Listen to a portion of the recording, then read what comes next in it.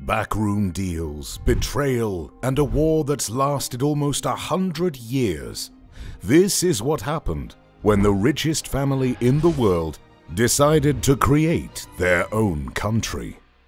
In 1917, the Rothschilds, the trillion-dollar family that invented modern-day banking, used their money, power, and influence to strike a secret deal with the British government.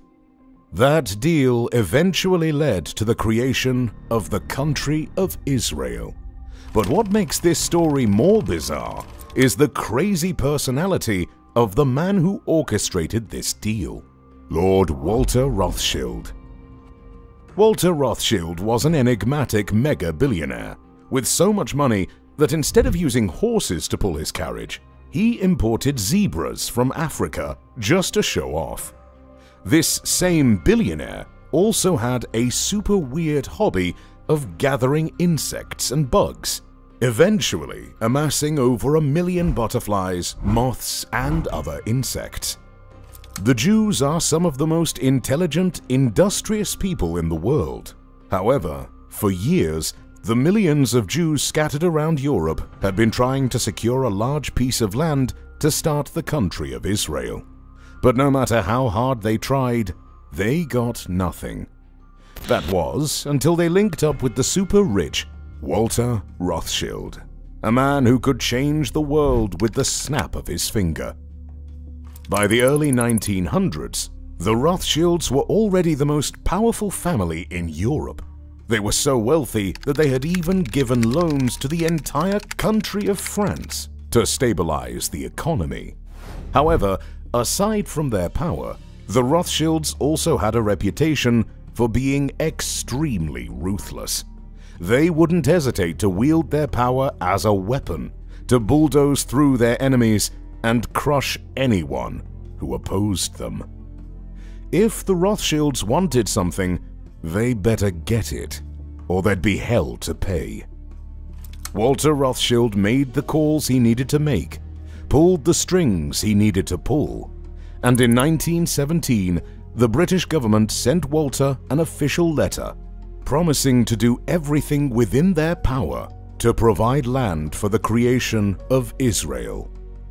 That letter redesigned the map of the world, and if you need proof, we have a copy of that letter.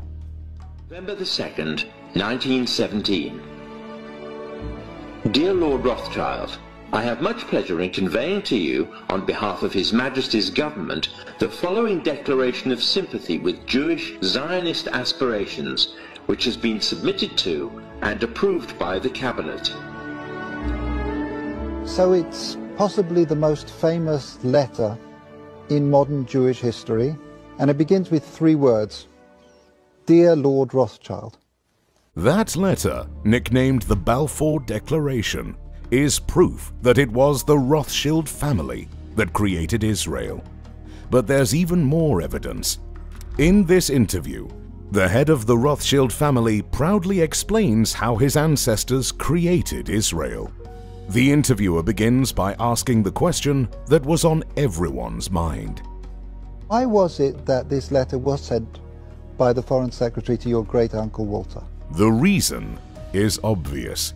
Because it was the Rothschilds' money, power, and influence that made the British government fall in line. Years later, Britain kept their promise to the Rothschilds and provided a large piece of land to start Israel. And in May 1948, the State of Israel was officially created. Although this was good news, the Rothschilds were just getting started. What the Rothschilds did next was even more impressive. They invested millions of dollars into Israel, building schools, roads, and everything needed to turn that piece of land into a beautiful country. James Rothschild single-handedly paid for Israel's Congress building, while Dorothy D. Rothschild paid for Israel's Supreme Court building. However, the more money the Rothschilds spent, the more problems they created. Why? Because the land the British gave to Israel actually belonged to another group of people called the Palestinians. And that land dispute sparked the series of conflicts between Israelis and Palestinians that's gone on for decades. But we're not here to talk about the war. We're talking about power, specifically the power of the Rothschild dynasty. Whatever you've heard about how powerful the Rothschilds are is nothing compared to the true scale of their influence. YouTube has dozens of videos about the Rothschilds, but this one is different. Because instead of merely talking about the Rothschilds, we'll sift through centuries of history to reveal 5 times the Rothschild family used money, violence, and power to reshape reality and mold the world in their own image. Starting with the time when the Rothschilds invented the banking industry that we have today. And the way they did it is more brutal than you can imagine. The Rothschilds didn't get into banking because they wanted to make the world a better place. They did it because they wanted power. And this thirst for power started in 1744 with Mayer Amschel Rothschild. From a young age, Mayer lived by the code that money is power. But even though he needed money to get power, Mayer was born to a middle-income family living in the ghettos of Frankfurt. However, Mayer had a plan to go from rags to riches. As a young man, he began a money-lending business. He started with a small amount and gradually grew his capital. Though this sounds pretty straightforward, the big problem with money lending is that people sometimes don't pay back what they borrow. But Mayer was a hard man, and he did whatever was necessary to get his loans paid with interest. Even from a young age, he developed a reputation as someone you shouldn't mess with. Mayer also maneuvered himself to become the personal banker of members of the German royal family. Over time, Mayer's small money lending and exchange business ballooned into a successful financial institution. But despite all his success, Mayer knew that there was one enemy that could destroy everything he had built. And that enemy was time. As Mayer grew old, he taught his financial skills to his 5 sons. More importantly, he also taught them that success isn't only based on their ability to manage money, but also to manipulate people and situations to their advantage. The game of money is deadly, and Mayer taught his sons to be more brutal than anyone they faced. After teaching them everything he knew, Mayer sent his 5 sons, Amschel, Solomon, Nathan, Karl, and Jacob, to different parts of Europe to dominate the banking sector. He figured if a Rothschild controlled the flow of money in the different parts of Europe, then the Rothschilds would be the most powerful family in Europe. Because money is power, and the one who controls the money has all the power. The Rothschild brothers spread their banking business to different cities like London, Paris, Vienna, and Naples. They applied the shrewd tactics their father taught them, and it worked. Very soon, the Rothschilds had created the world's first international bank. This Rothschild strategy created the blueprint for how banks open international branches today. International banks exist because the Rothschilds did it first. But they had more banking moves in store. The Rothschilds also invented the concept of using government bonds to raise money for the government. As they controlled more and more money, the Rothschilds became more and more powerful than entire governments. Years later, when countries wanted to set up central banks, guess who they called? The Rothschilds. The Rothschilds helped create central banks in many countries, like the Bank of England and the Banque de France. The next time you walk into a bank, say thank you to the Rothschilds. Although, for every good thing the Rothschilds did, they also did equally brutal things, like making money off the death and slaughter of millions of people.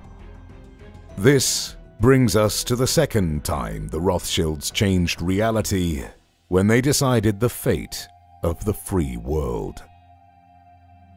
In the 1800s, Napoleon Bonaparte was on a mission to take over the world. Napoleon was the greatest military strategist on Earth. He could outthink, outwit, and outsmart anyone on the battlefield. The problem with Napoleon was that he wasn't satisfied with merely being a rich soldier in the French army. He wanted to rule the world, and so he launched a campaign to fight and conquer every country in the world till he was ruler of the universe. How crazy is that? At first, people thought Napoleon was overrated, but they started taking him seriously when he kept defeating his enemies on the battlefield. At a certain point, it seemed like Napoleon was going to become the most powerful man in the world, even though at the time the Rothschilds were the most powerful people in Europe. And so, in an attempt to maintain their power, the Rothschilds did something so evil that it could make the devil cry. While the world was fighting against Napoleon, the Rothschilds decided to play both sides. War is expensive. The British needed money to pay soldiers and buy weapons. Any delay in getting the necessary weapons could allow Napoleon's army to rush in and defeat the British. The Rothschilds took advantage of this situation to give quick loans to the British government. If lending to individuals was profitable, imagine how much more profitable lending to a government was. Even though the Rothschild loans came with heavy interest, it was what they did next that showed their diabolical genius. The Rothschilds went behind the backs of the British and offered loans to Napoleon too. By the year 1815, the Rothschilds were supplying Napoleon with gold and silver to buy weapons to attack the British, and at the same time were supplying the British with money for guns and bombs to attack Napoleon. They did this so no matter who won the war, the Rothschilds would be on the winning side. Whoever won would also owe the Rothschilds millions of pounds, meaning the Rothschilds would still be the most powerful banking family in Europe. But their strategy had a fatal flaw. By giving money to both sides, they were indirectly prolonging the war. Each day, hundreds of soldiers were slaughtered on the battlefields because the Rothschilds were funding the war. Eventually, the war ended when Napoleon was defeated at the Battle of Waterloo. The British coalition forces had won, and they owed the Rothschilds a lot of money. At the end of the war, the Rothschilds were even more powerful. Instead of celebrating, the Rothschilds had one more card they wanted to play, and by the time they played that card, their wealth would increase 100-fold in just 24 hours. This is the third time the Rothschilds played the world. Remember when we said Napoleon was defeated at the Battle of Waterloo? While everyone saw it as a final battle for control of the world, the Rothschilds saw it as an opportunity to increase their wealth, and they did it in the most terrible way. To understand what they did, you need to understand how the stock exchange and bonds work, but we'll explain it as simple as possible. The Rothschilds knew that if Napoleon won the battle, everyone in Britain would be disappointed, and that disappointment would affect the price of the pound sterling on the stock exchange, because the pound sterling is the official currency of the British. On the other hand, if the British won, then the pound sterling would become more valuable and increase in price on the stock exchange.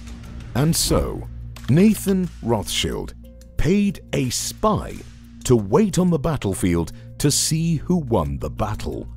So the spy watched the battle from his hiding place and saw that Napoleon was defeated. What he did next was legendary. the spy sent a pigeon to Nathan, informing him that the British had won. This meant that the pound sterling was going to be more valuable on the stock market. But nobody else knew the British had won because the official British horse messenger hadn't arrived in London yet.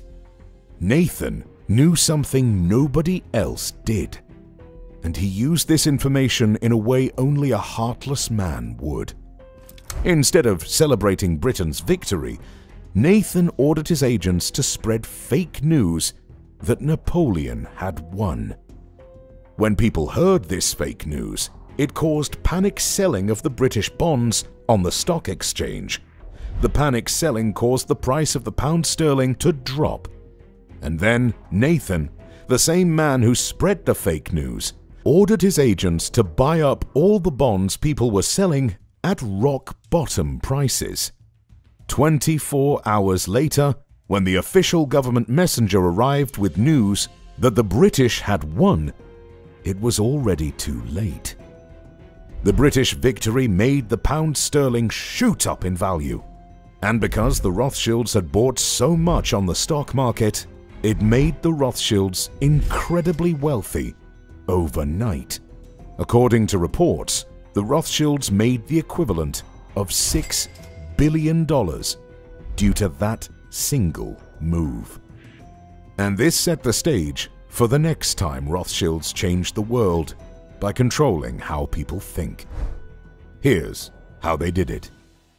The Rothschilds had amassed more money than they could spend in their lifetime, and the 5 sons taught their children the same lessons their father had taught them. Very soon, the next generation had the opportunity to put those lessons into practice.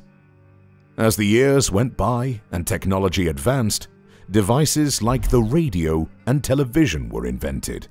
Information was no longer spread using horseback riders. All you had to do was switch on the radio or TV, and you could see and hear news from all over the world.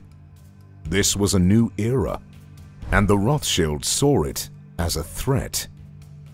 They had lived their lives by the principle that money is power, but this new generation of Rothschilds realized that information is a new form of power.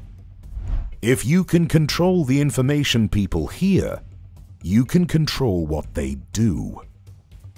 According to sources, the Rothschilds secretly invested in media companies, television networks, Hollywood production studios, and newspapers. The data on exactly how many media companies the Rothschilds own is difficult to find. However, with an abundance of money, they could pay whatever price to gain control of the world's media. The Rothschilds controlled the flow of money for decades and then captured the flow of information as well. They were now in a position of power that no one in the world had ever seen before. The Rothschilds' 5th chess move is right out of their playbook. Apart from media, the Rothschilds made investments in other industries. They formed the Rothschild Group and threw money at the most important companies in the world, from the USA to Japan to Switzerland. Their stakes in these companies gave them more power to steer the world's affairs. If they wanted to, they could influence the price of items and control the demand and supply of products and services. No one exactly knows how much the Rothschilds actually have because they've become extremely private. Although estimates say the Rothschilds own assets worth $1 trillion or more. Whatever the exact amount, the Rothschilds are definitely sitting on the largest pile of wealth in history. The Rothschilds are the ultimate rags to riches story. They are living proof that money is power, and that with enough power, you can rule the world.